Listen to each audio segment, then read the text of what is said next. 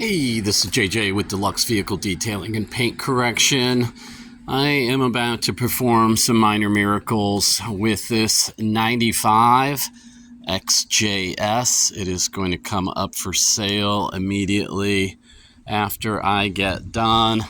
Try and give you a little bit of sun pictures as my shade is just working its way into the driveway, and I'm about to do a full interior exterior with paint correction. I hope you can see the beautiful swirl marks throughout the paint. There are some scratches I'm going to address, and there's also a good deal of some oxidation where, again, I know my lighting is not great here, but I just wanted to kind of capture the difference between the rear trunk and this very oxidized, mainly on this side. This side is kind of shiny, so I'm not really sure. Guy's owned it quite a long time, and he wants me to get this thing looking as good as possible. There are some deep etchings, some just love marks, some areas where there has been just spots like this that are going to need some wet sanding. So I had already done the measurements on this on the inspection. It's a little bit thin. I'm going to do the best I can with it, polish it all out, put a nice ceramic titanium sealant on it, and send it on its way. If you are watching this immediately upon release and know anybody or are in the market for a nice 6-cylinder Jaguar, let me know. I'll appreciate it. I'll get back to you as my progress goes. So after all the prep yesterday, I've got everything buckled down, ready to start wet sanding and polishing on this car. As I mentioned in my first clip, some of this paint is very thin. I'm going to have to be real careful. I've, of course, got everything taped up. You don't want to hit the Jaguar with your polisher or anything. And I've got my paint correction light, and I'm going to try and just get a little better lighting on what I'm about to start to work with. I see some challenging paint work. Kind of give you a little perspective. There's the front, and it is not only just heavily swirled and just deep holograms. There's also just a lot of, take some of that lighting out. There's been probably bird poo, and there are just etched. There's a lot of etching. So, I am going to do some wet sanding. Is this going to be, show car beautiful at the end? No, we're not going for that. This car, like I said yesterday, it's up for sale. Here's some very strange. This is my lavender paint marking pen. And I try to bring out some areas. He said if he was going to keep it, he would probably repaint, which was my suggestion when I first saw this. And I said, hey, look, there's a certain amount of wet sanding I can do for, an additional pricing to, a one step, which should remove a lot of that hologram. But, some of this, it just looks like, I don't know, somebody took a dirty towel full of sand and just wiped all over. It's going to be a challenge. So I've got things taped up. I've got the convertible top, which is absolutely beautiful. condition, like new, and just taped everything off. I've got, there's my lavender paint marks. What made that spot? I don't know, but some sort of chemical set down. I have marked a few deep scratches. And then yesterday I was trying to show in the driveway, I've got a nice, decent shine. Going to be a lot better. But it on this back quarter panel, which I think was, probably hit. I think the guys owned the car just 4 years. I thought it was a little longer. But anyway, you can kind of see where the gloss starts and then the fade, but it's not that way on the other side. So I have a feeling some kind of damage was done here, and it then fades up into the door. So I'm going to try and blend this in. I'm going to try and get some shine out of this. You can see the hazed up clear coat and nothing. It's just flat. So, like I said, I've got my work cut out for me. I've got some interesting markings going on for sure, and some nice deep, rids and some nice scratches. So I'm going to put some work into this, and I will continue along with you. Thank you.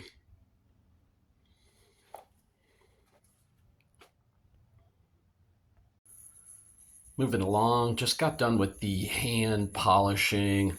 I use a small piece of cut up foam pad.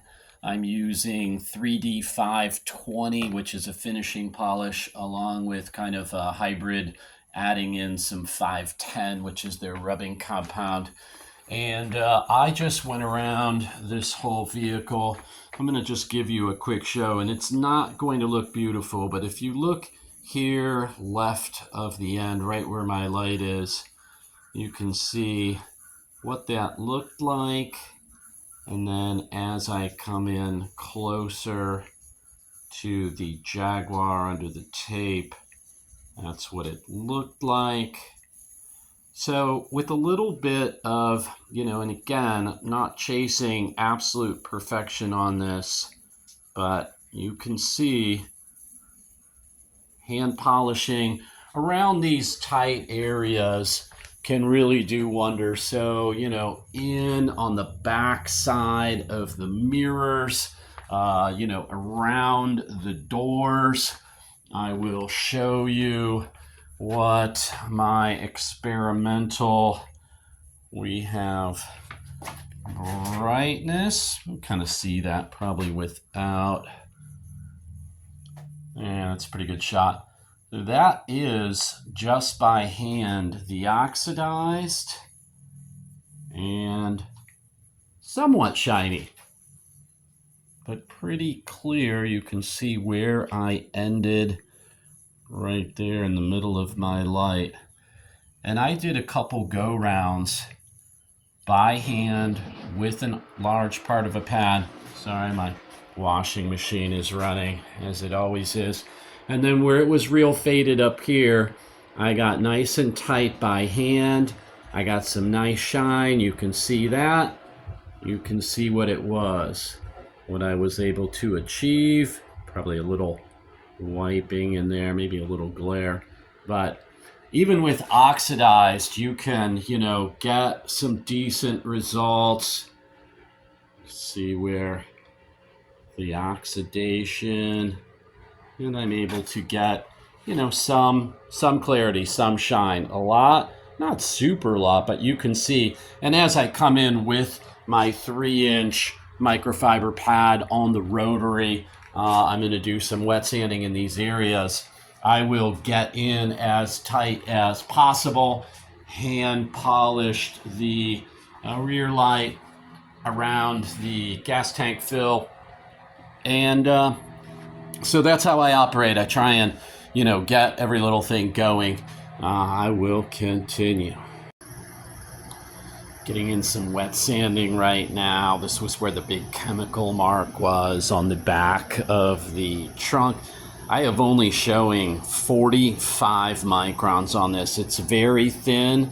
It actually gets a little thicker. I think this was like 65. This was showing 113 and 135 microns right next to the very oxidized, I believe, repainted back quarter panel. So anyway, just kind of wanted to give you a look.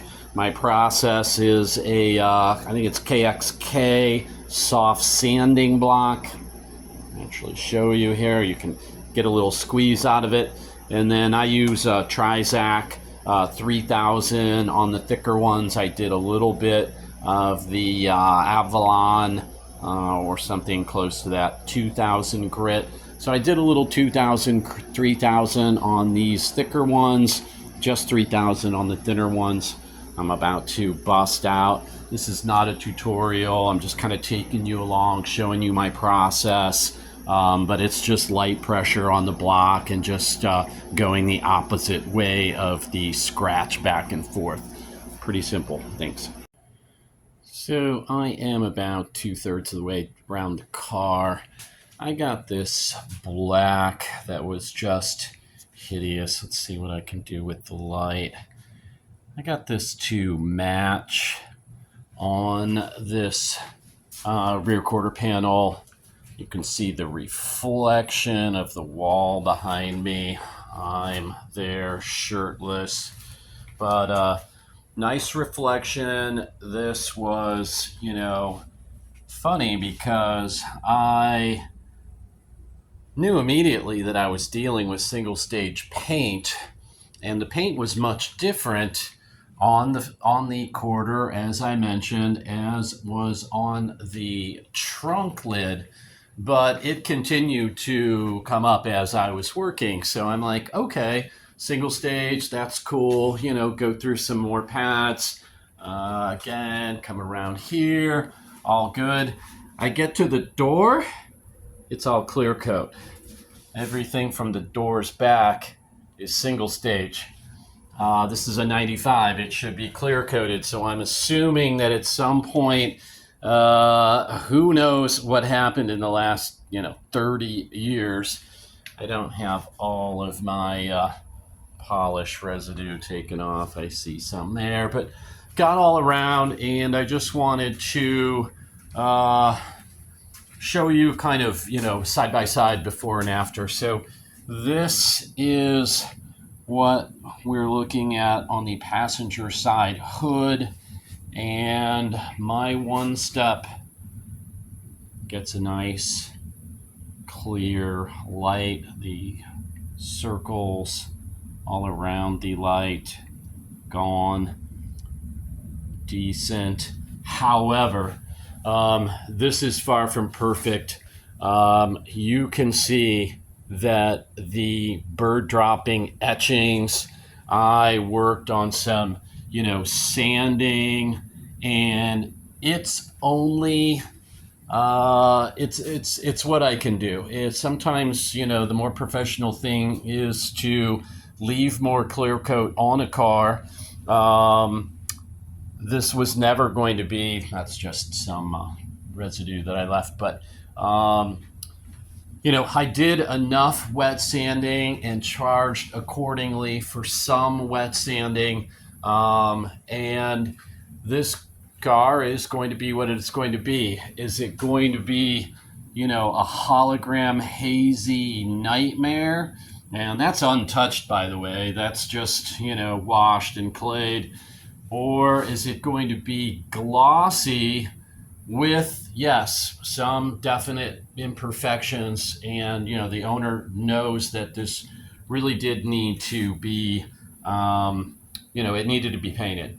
So we're kind of walking the line there, but anyway, I just want to kind of bring you in, and I don't like I don't like this driving out of my my home shop with Deluxe Vehicle Detailing's name on it, because if someone just looks at this and they're like, Oh my God, you didn't even do anything. No, it's way better than it was. And I charged for some, wet sanding, of which I did remove a lot of scratches and was successful in some ways. That back trunk came out really nice. But anyway, I'm dealing with 80 microns. I can only go so deep, and those things are there forever until this thing gets sandblasted and repainted. So anyway, it is what it is. We're going for higher gloss. And that finish over there from this angle without the bright lights, yeah, it's super glossy. It looks super good. So this is going to be a 10-footer at the right angles, but unfortunately those bird etchings are an impossibility. So anyway, I'm going to keep on going here. So, because I suffer from perfectionism, ADD, OCD, not in a clinical, terrible way, but as I look over this paint, you can see that it's got a haze. I'm not talking about the rids. I know it's got the deep scratches. I really think, the neglect on this super bad. I just feel like I can get a higher gloss, and even though it's against kind of, I was going to leave it here, but I just can't leave it here. This is an excellent product for, filling in some scratches, some imperfections. It is got some cut to it, but it's a one step and it's going to leave the protection behind. And it's just going to help with some of this haze. My last, step was orange pad with the 520 finishing polish, but I'm just not happy with it. I know this lighting in my eyes, aside, yes, we've got all of the etching marks. There's nothing that's going to be taken away from that, but we're not going to be able to make this look better. I just feel like from this line up, I can take this up a notch, and I'm just going to go ahead and do a quick polish with the Ultra Polish Wax from Jaguar's, hoping to get, he's going to sell it immediately. Anyway, as I look in my viewfinder, that looks crazy bad. And in essence, this is just trash. I am picking up some of the ceiling in that too, but look at that finish. I just can't let this go like this. I have to try to do better. And this is, basically two-stepped. So anyway, just wanted to kind of give you this before. I'm going to get to polishing with the Rupes Melee. I'm going to use the Rupes yellow pads, and I am just going to knock this out, do a little hand polishing around the Jaguar side. Client's going to come here in a few hours. Got just a few things. I'm going to dress the tires and do the interior glass and just a couple quick things. So anyway, it's just part of trying to, give as much as I can to my clients. That's always my utmost first concern. But this hood, I've put a lot of time into it, and it's still, looking like this. I'm hoping to just raise that gloss level and, fill in some of this. It's still going to look terrible, but it's going to look less terrible. Thanks. Okay, so I'm going to take this as a win. I'm going to take you in here. Here is the just polished side with the Ultra, and across here, same spot. This lighting is just picking up, crazy amount of haze and stuff. To the naked eye, it's, not looking all that bad, but what a difference in clarity and depth of gloss. You've got my, whoops, got my regular lighting. Yes, crazy bad. That haze with an orange pad and 520 finishing, just unbelievable. But, you've got to think your way through it sometimes. You've got to do what you feel is going to get you and your client the best results. And sometimes you got to think outside the box. So anyway, I'm going to get on with this hazy side of the hood. Yay for the yellow Rupes foam pads. They don't have a lot of bite to them, and neither does this polishing wax, but we just want to brighten it up, and did it. All right, so here's the wrap-up video on this one. Kind of the moral of the story on this is, perfection does not always have to be achieved. Sometimes, it's what the client is paying for. Again, this car is just being glossed up to, be presentable for sale. There still are a ton of imperfections. I did, do some wet sanding and took out some of the most horrendous, scratches and marks, but I wasn't going to be removing everything. And in a way, this is like a hard pill to swallow. I like everything to be, as high level as possible, but, the budget is something to consider, and something, if you're a detailer, you need to consider that with your clients. Sometimes just, give them, you've got your recommendation, they've got a budget, you've got to meet somewhere in between. Anyway, I am very happy with, how glossy. Sun doesn't lie. I was able to get and remove a lot of the swirls, haziness. I did some wet sanding, but this whole thing is just so deep. All these little rids, which is a random isolated deep scratch, they are just really deep. Like I said, I'm suspecting sandy beach towel with pressure. There's love marks.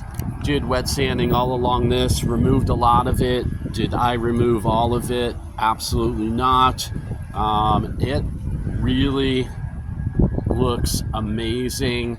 The gloss is absolutely beautiful. This section here that was so faded. Getting my own shadow in there. But this was just absolutely hammered, and now it looks good. Keep you out of my own shadow here. But this was, a major point for a lot that needed to be done. There were some major scratches all along the trunk. All of those are removed. Went as deep as I could. Started running out of paint. So you can only go so far. And here we are on the nice shady side, which looks like $1 million, right? So it is what it is. It's a beautiful car. It is for sale. I asked the client for some stats and did not get any real firm information from him, but this is a 4-seater. It is a 6-cylinder. I did the full engine bay. Looks beautiful. And so anyway, that is it. This video is about accepting what you're given and where you start taking it up to where you're going to finish. A lot of times has to do with what you're starting with, and this thing was absolutely hammered and looks way better. And if you stand back here, really looks super nice. So it's a 10-footer. I thank you for being with me. Any comments, questions, thumbs up, always appreciated. Subscription. And if you have any requests for anything you'd like to see, let me know and I will help you out. As always, here I am on the flip side. Thank you for being with me. And until next time, see you on the flip side.